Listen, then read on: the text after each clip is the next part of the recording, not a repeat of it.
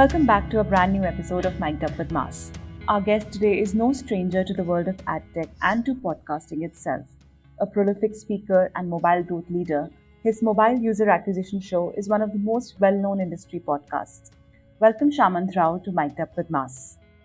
He joins in the conversation with Ankit Rawal, Vice President Sales and Marketing. Over to you, Ankit, for today's conversation. Thank you, Diksha. And Shamanth, welcome again to Mic'd Up With Mass. You're obviously no stranger to the world of ad tech, running such an informative podcast yourself, the mobile user acquisition show. But for anyone who's tuning in for the first time, why don't we start a little bit with your intro and talk about the work you have done over the last several years in the ad tech industry? Yeah, thank you for having me, Ankit and team. Definitely a pleasure to be here. And Ankit, just in terms of background about me, you and I worked together over a decade ago when it was probably like the stone age of mobile, right? And but since then, I've been fortunate enough to be a part of multiple exits, all in mobile apps. All three by publicly traded gaming companies. But right now, I run a boutique growth marketing agency called RocketShip HQ.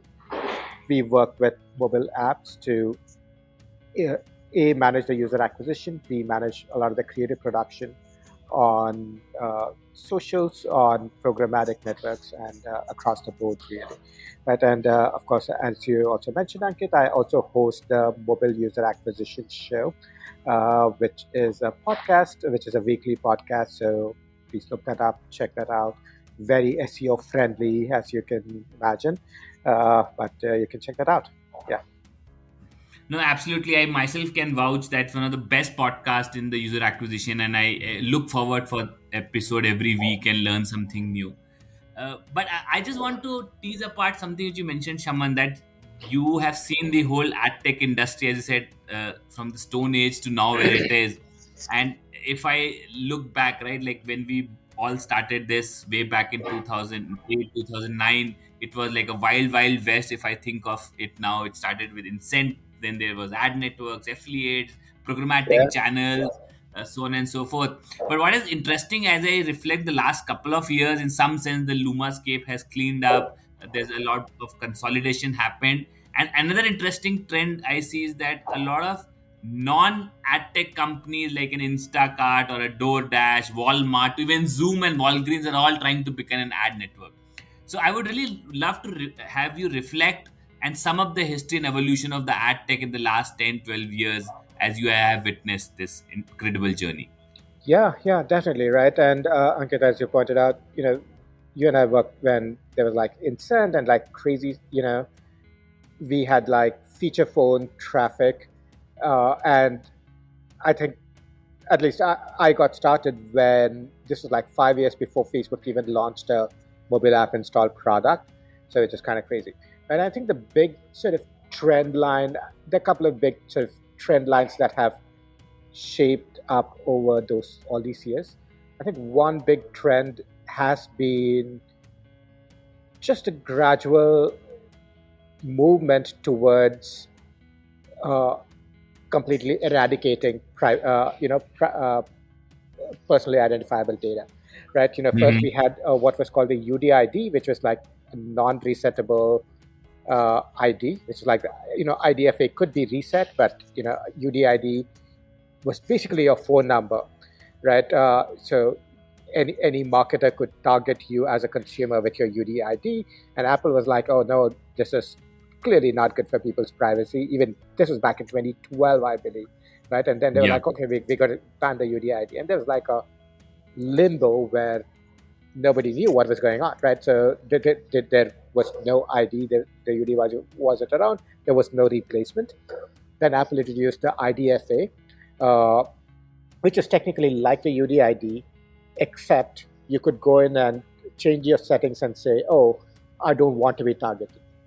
The crazy thing about that is you could say, oh, I don't want to be targeted, but the marketer could still target you. Right? So it's just left to the marketers to, in fact, a lot of marketers would just basically say, oh, this person doesn't want to be targeted. They must be a high value user. Let's actually target them even more. Right. Yeah. And that happened, and then Apple said, "Oh, let's just make IDFA resettable. You can go into your settings, and if uh, you turn off your targetability, your IDFA will show as zero, which means you cannot be targeted." And then, of course, ATT hit about a year or so ago. It was announced more than about 2 years ago, where Apple basically said IDFA is by opt-in only, right? And obviously, there have been more recent developments. Google's followed in lockstep. Google's had their own changes in policy as well, right? So there's been a gradual movement towards increasing privacy, increasing non-use of private data. And I also like to point out a lot of this has been in parallel with increasing accumulation of private data by ad tech companies, right? So Hmm. again, Facebook started with app installs and then did purchase optimization, value optimizations. A lot of ad tech companies have had, it was funny. A lot of our customers, when we advised them on programmatic buys, right, until 2 years ago, 2.5 years ago, we would just say, look, if they have strong purchaser data, you should go with them because then they can target your best purchasers. If you're working with a word game, if they have data from other word games, they will give you all the best buyers, right? And that just happened because the IDFA was just so powerful. And obviously, as Apple and Google has made a move towards more privacy, uh, this happened just because a lot of ad tech players have had more and more IDFA that was becoming more and more powerful. So there were two contrasting forces that shaped the evolution of ad tech over the last decade or so, I would say. No, absolutely. I think if I have to sum it up, it has now becoming privacy by design, and it is Yeah. becoming much more active consent rather than passive. So, and Mm-hmm. that obviously is manifesting in terms of all the things you mentioned the last few Yeah. years. Yeah. And I think like every ad tech conversation, like it or not, we have to address the elephant in the room is the whole Apple ad tracking transparency framework, the deprecation of IDFA, SK ad networks. And now that the dust is settling in, how do you see this panning out for the last 18 months when when the upheaval happened, there were a lot of confusion, measurement and targeting were all bucketed under one way, but Yeah. now I think things are changing. So how's the journey so far on the ATT for you and some of the companies you advise in general? Yeah. Right. I think the short answer is measurement is more broken than performance, uh, Mm-hmm. which means if you look at the objective performance of a lot of folks we work with, it's not that bad. A lot of folks we work with, they've actually grown month on month, but you cannot measure this as granularly or as accurately as you used to be able to, right? And that is a very real challenge just because like I said, a number of folks we work with, they grow month on month. A number of other folks, they are very hesitant to spend because they're like, I'm not sure if I'm getting strong ROI, therefore I will not spend. And to me, I Mm-hmm. think that's just a huge missed opportunity. But I totally get and see where they're coming from, right? And some of them are like, oh, we'll just spend only on Android because iOS, I cannot be sure that my money is spent very wisely. I think the problem is that door is closed. There's no going back now. You're never going to Yeah. get clear ROAS numbers uh, just going forward. Obviously, if you work with a network that has probabilistic tracking or fingerprinting, you get, you get a lot of signal, a lot more signal than scan, but that may not be around and available for too long. So I think that party may end very soon too. Yeah, I think if I remember the recently WWMA also said that no more fingerprinting allowed, but I think we still have to wait and see how the things pan out in the next few Yeah, weeks and months. even the last WWDC, they said no fingerprinting, right? And I mean, except this time they were a little Yeah. more explicit. Uh, but what is also true is they have not enforced it. did not enforce it so far, and as of today, there is no enforcement. But I will also point out, I think they did crack down on one MMP, which I will not name. Hmm. A number of apps were rejected, I think about 11-ish months, no, 13, 14 months ago. Number of apps were rejected, and one MMP, and Apple's reason was you're collecting data that could be used for fingerprinting. So there's been a little bit of a crackdown. It's just not been consistent, and it's not been, over time, prolonged, I would say. Got it. So, because of so much of confusion and lack of clarity, one of the new models which was suggested, especially in the early days of ATT, was media mix modeling. Yeah, And for the uninitiated, media mix modeling is the practice which has been around for a lot of decades, especially from the larger CPG companies, where they realize that the marketing outcome is contributed by multiple aspects, not just advertising, whether TV or digital, but it could be as silly as the forecast and the temperatures and your supply chain. So you collect a lot of vast quantities of data and analyze it through attribution process and figure out the elasticity of every business driver. And sure. during the early part of the ATT rollout, a lot of noise was that maybe we should adopt media mix modeling. So, curious, what's your view, Shamanth, on this? And are you seeing this being implemented by any of the app marketers currently, and why or why not? Yeah, right. So definitely we do use media mix models in across multiple engagements.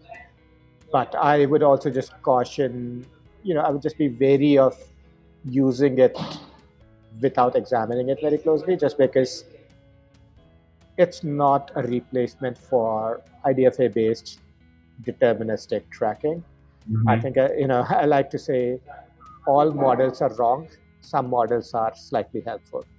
Uh, I think it's useful to note Interesting. that, if you're like, hey, fuel prices, well, let's model the impact of fuel prices, let's model the impact of weather and whatnot. And for most apps, that may be completely meaningless. If you are like Coca-Cola and you're like running, if you have millions of units shipped every day, millions of units sold, you have like lots of ads, lots of offers out there. You want to model every one of those. Sure, you could use media mix modeling.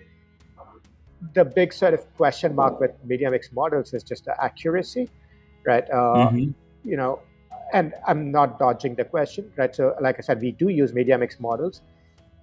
We use Facebook's open source protocol called Robin, ROBYN, and we've actually made a couple of YouTube videos on easy ways to implement it. The good news Hmm. is you don't need to account for fuel prices, weather patterns, and everything for mobile apps. For mobile apps, just if you use historical install data, spend data, purchase data, you are able to model with fairly good accuracy as to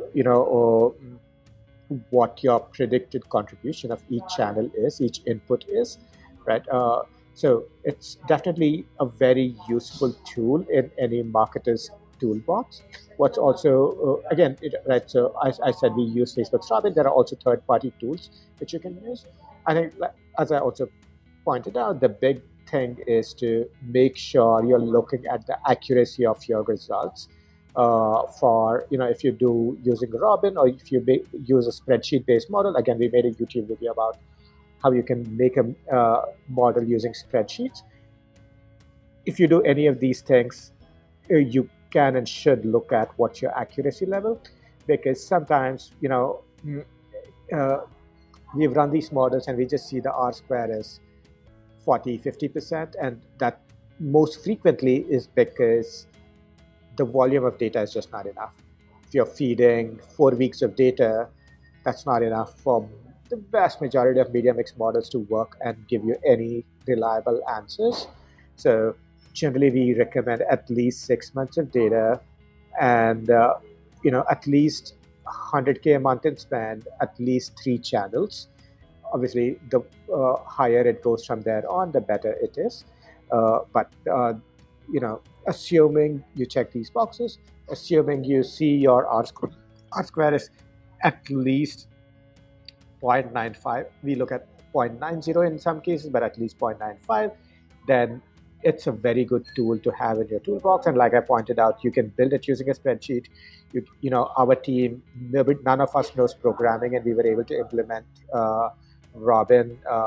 We have a programmer advisors, Mm-hmm. as a consultant, but it's much easier to build than you would think it's if for it to be, because like a lot of media was like, oh, you need to get like 20 data scientists to do whatever Coca-Cola does every single day.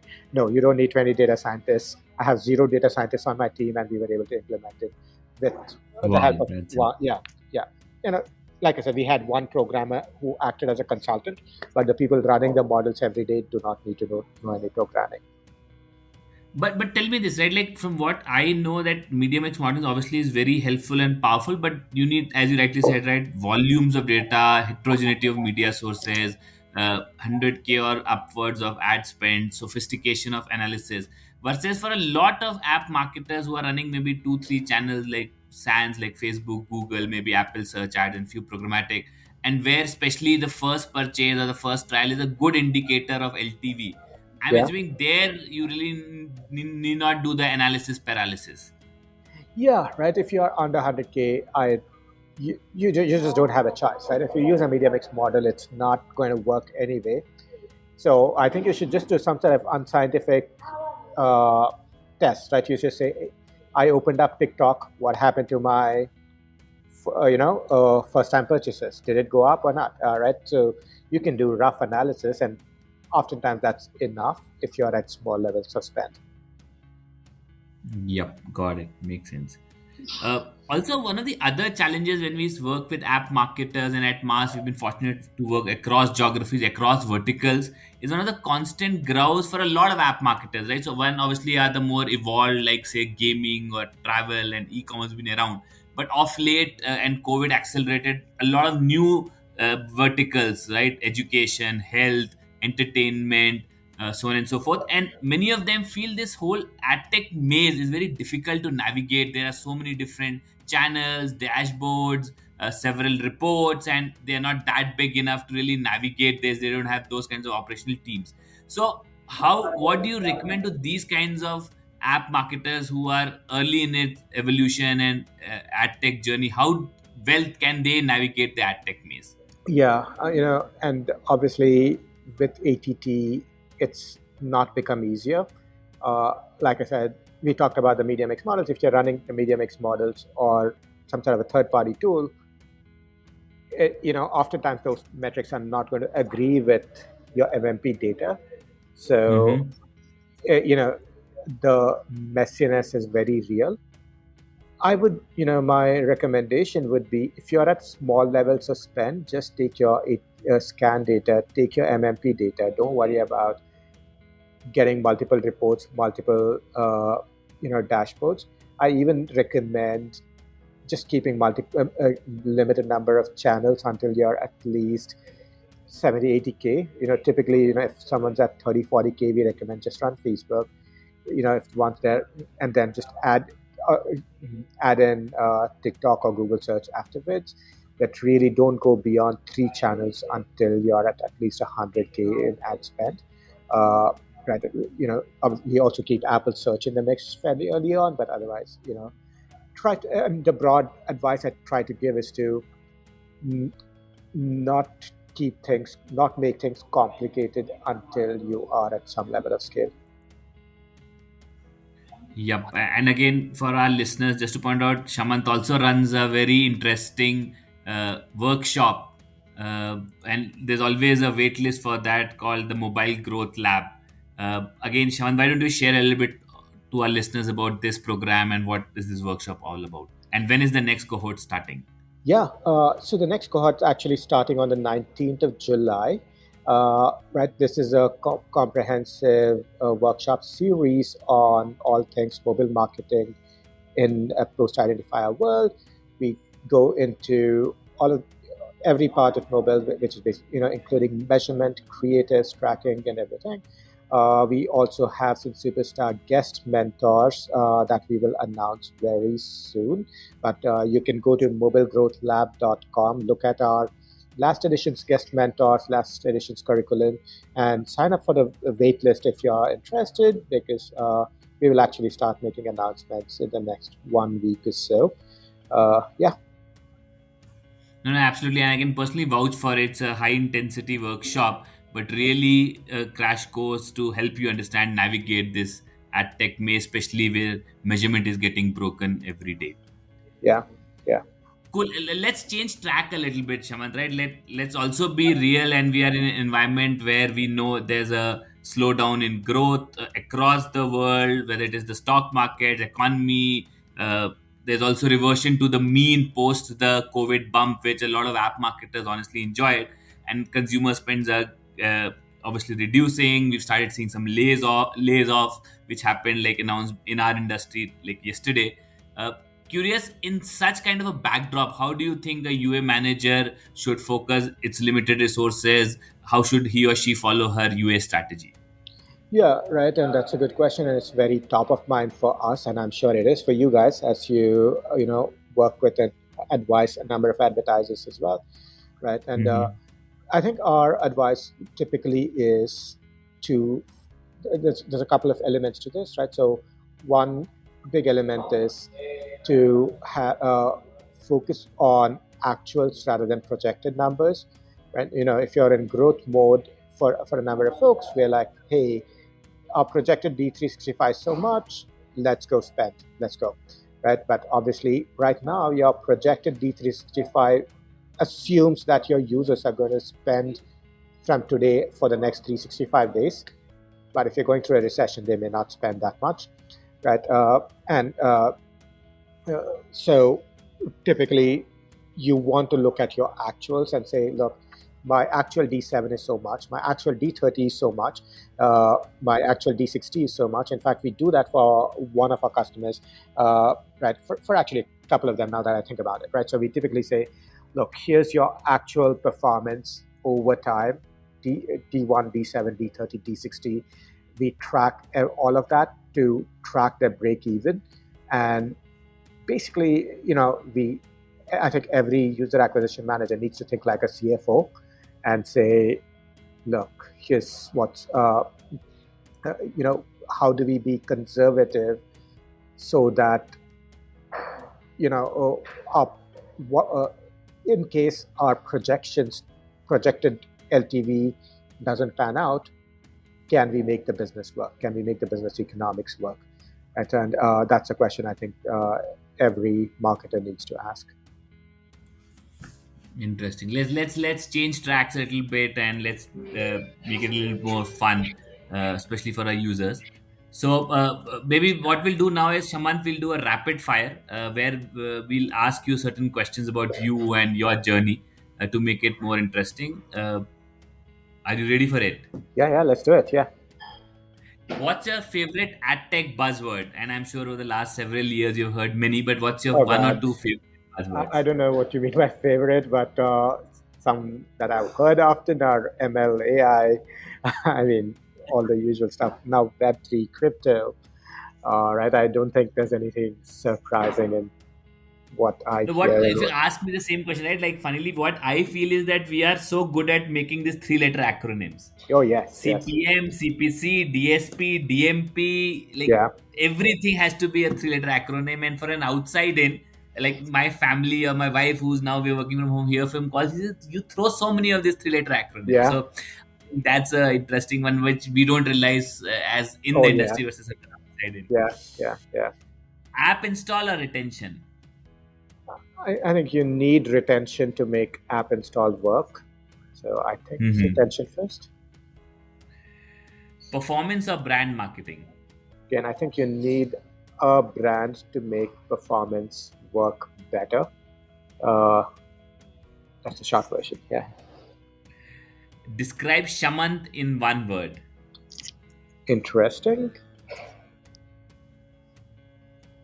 Your favorite memory from your podcast. Oh, Actually, I think it's the first time I went out for dinner with somebody, and they were like, "Oh my God, I listened to this podcast, and uh, I had no idea this person."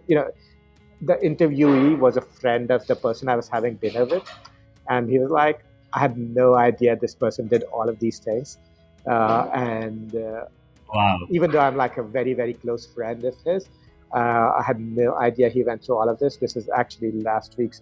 We re-released the episode, I think, 1 or 2 weeks ago. This is about the daily deal space, and this person was like, "Oh my God, I had no idea," and you actually brought out a very uh, unexpected facet of this person's history and life, which I always took as a great compliment. Wow. Keep doing the great job. I can personally vouch. I really also look forward to your podcast every week. Okay. If not a marketer, what would you be? Oh, I actually was a travel writer at one point, and I found out it didn't pay a lot of money. Uh, but I was a travel writer for a number of years. I did that on the Are you side. still writing somewhere? Can we read your travelogues?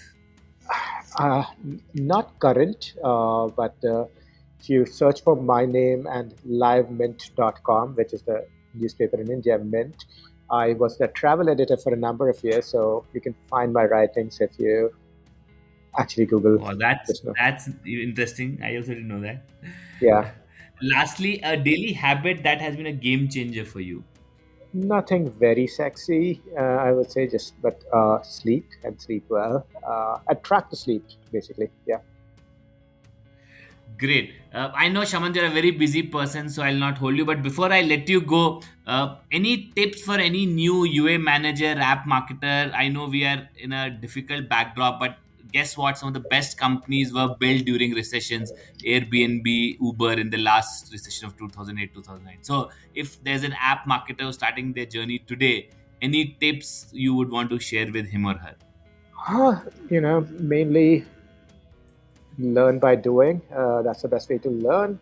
Keep their eyes open, keep their ears open, keep learning, really, because this is all of the things are changing. It's a great opportunity to learn and get better at new things. Absolutely, Shamanth. 100% agree to that. So again, it was pleasure having you, Shamanth. You are one of the thought leaders of our industry. So having you on our podcast was great, and I'm sure our listeners will take something from here. Thanks Wonderful. for coming on Mic'd Up with Mass. Thank you for having me. Well, that brings us to an end of another insightful conversation today with Ankit and Shamant. Advertising in a privacy first world is definitely one of the most defining themes emerging this year, and it will be interesting to see how brands adapt to this new world. For now, that's all we have on this episode of Mic'd Up with Mars. Thank you for tuning in, and don't forget to follow us on our social channels.